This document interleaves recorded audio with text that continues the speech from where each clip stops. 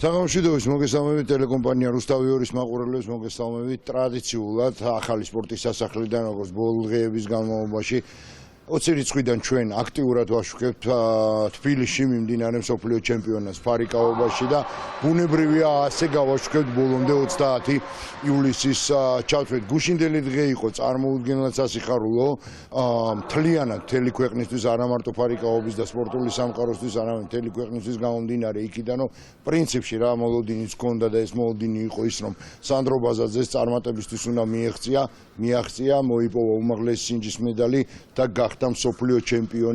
გახდა მსოფლიო ჩემპიონი ისტორიულ ჩვენთვის ისტორიულ მსოფლიო ჩემპიონატზე იმიტომ რომ ჩვენთან მსგავსი მასშტაბის და რანგის სპორტული ღონისძიება პირველად ტარდება და ძალიან მაგარი ემოციები სუფევდა აი აქ ამ დარბაზში და ბუნებრივია ეს ემოციები არ ჩაცხრება უახლოესი კვირეების განმავლობაში ამიტომ არც დღევანდელი ჩვენი დღიური იქნება გამონაკლისი და ბუნებრივია შევეხებით მთლიანად გუშინდელ დღეს, იმიტომ რომ ეს იყო უაღრესად მნიშვნელოვანი ქართული სპორტისთვის. მერაბ ბაზაძე, ფარიკაობის ფედერაციის პრეზიდენტი იქნება ჩვენი დღევანდელი გადაცემის სტუმარი, სანდრო ბაზაძის მამა, რომელმაც გუშინ მამამის ძალიან მაგარი საჩუქარი გაუკეთა, იმიტომ რომ მერაბის დაბადების დღე იყო. მერაბ, მოგესალმებით.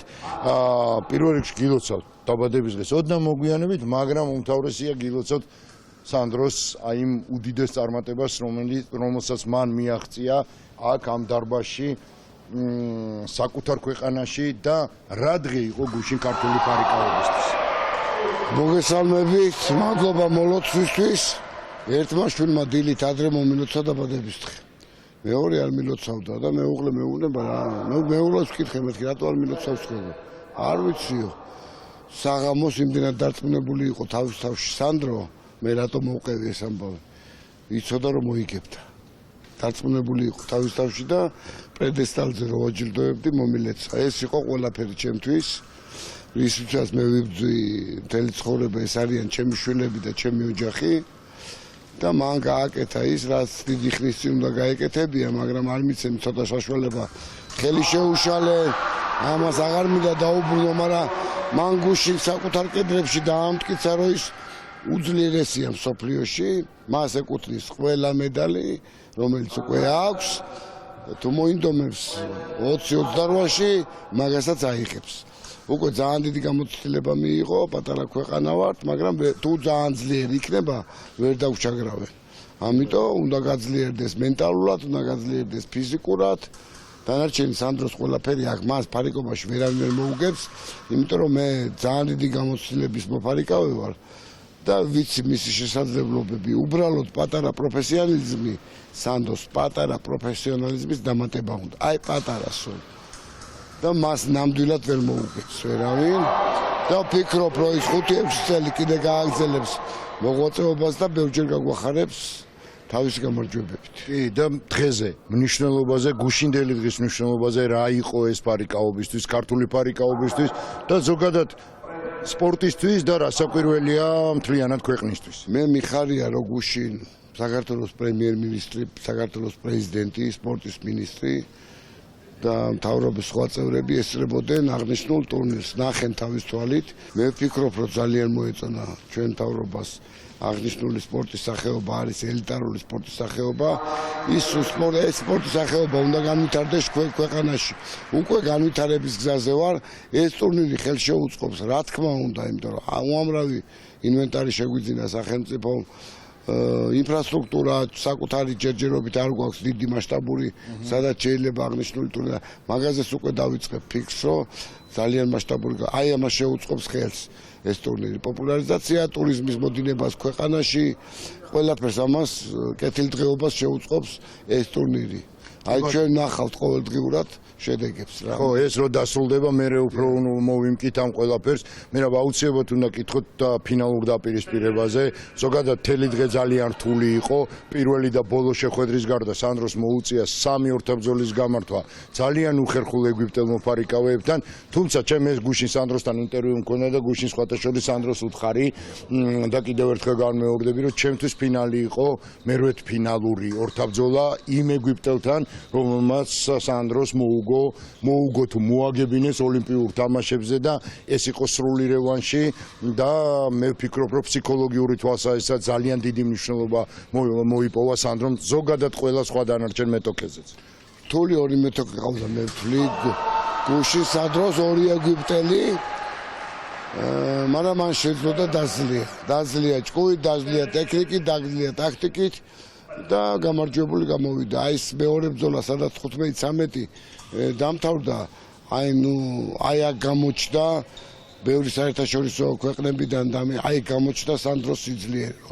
ის ძალიან ძლიერი ანგარიში იყო, კრიტიკული 12-აც აგებდა, 13-12-ც აგებდა, მოძებნა ძალა და 3 ჩხროტა მიაყენა ზედიზე, ნუ როგორი მომზადებული იცით, აი 100%-ით რო თავის თავში დარწმუნდა, აქ შემთხვევითობა არ არსებობს, აქ უკვე მერვედფინალში, ნახევარფინალში შესასვლელი ბრძოლები, აქ სუსტი 32 კაცი სუსტი აღარ არსებობს. ამიტომ ძალიან გონიერება იხმარა, აი ძალიან მობილიზებულა, ფსიქოლოგიურად ძალიან ძლიერი უნდა იყო, რომ მარცხდებოდა. სულ 2 ჩხრეტა ეკლა მოწინააღმდეგეს, სანდროს 3. არ დაიბნა, მოძებნა ძალა და გაიმარჯვა. მას უკვე ამ ბრძოლის მოგების შემდეგ ეკუთვნოდა სოფლიო ჩემპიონატი, მას ვეღარავინ აღარ გააჩერდა. ფინალში სასწაული ბრძოლა აჩვენა, 14-6 იყო ანგარიში და 10 საგლი გადააშორა მოწინააღმდეგე, ისე დაამარცხა რა, ძალიან დავდეჯერებულად. კი ბატონო, მე რაც აუცილებლად დაუბრუნდები, თუმცა იქამდე მინდა შემოგთავაზოთ მისი მწვრთნელის კომენტარი და მერაბის აზრი მაინტერესებს ზოგადად რა შეიცვალა მას შემდეგ, რაც ლუიჯი ტარანტინო გახდა სანდრო ბაზაზის მწვრთნელი. მოდი ჯერ მოვისმინოთ მთავარი მწვრთნელის კომენტარი გამარჯვების შემდეგ და შემდეგ განვაგრძოთ საუბარი მერაბთან. It was really amazing. სანდრომ გასაოცარი სანახაობა მოაწყო, მან იმპოვა ძალა, არ დანებდა და ყველაფერი ძალიან ღირსეულად დაასრულა. ჩვენი შრომა არ ყოფილა ამაო, ყველაფერი ისე წარიმართა, როგორც ვგეგმავდით. სანდრომ მოიპოვა მედალი და დაამტკიცა, რომ არც ერთი დაბრკოლება არ არის გადაულახავი. ძალიან კმაყოფილი ვარ, ჩვენ ნამდვილად საუკეთესოები ვართ. ეს მედალი არ არის მხოლოდ მისი პერსონალური გამარჯვება. ეს გამარჯვება მთელი საქართველოსია. ეს ყოველდღიური შრომის, რწმენის და საქმისადმი ერთგულების შედეგია. For that, აი ასეთი იყო ლუიჯი ტარანტინოს კომენტარი ფინალური დაპირისპირების შემდეგ და სხვათა შორის ჩვენ შემოგთავაზეთ ერთ-ერთ ღიურში მისი ექსკლუზიური ინტერვიუ, სადაც მან თქვა, რომ სანდრო იბრძოლებდა მაქსიმუმისთვის, თუმცა მათ ჰქონდათ უკვე დასახული გეგმა და მიზანი, რა გეგმითაც მიდიოდნენ და ახლა მერავს მინდა ვკითხო, რა შეიცვალა თქვენ თვითონ რა ცვლილებას ხედავთ სანდროში მას შემდეგ, რაც მისი მთავარი მწვრთნელი გახდა იტალიელი სპეციალისტი. სანდრო ჩამოყალიბებული მოფარიკავია, სანამ ის მწვრთნელი შეიცვლიდა, უამრავი ტიტულის მფლობელია. ტარანტინო არის ძალიან ცნობილი მოფარიკავე, უამრავი მედალის მფლობელი, გამოცდილი, მსოფლიო ჩემპიონი პირადპიროვნობაში, ოლიმპიადის პრიზიორია. ძალიან ძლიერი სპორტსმენი იყო და 40 წლამდე იფარიკავა ტარანტინომ.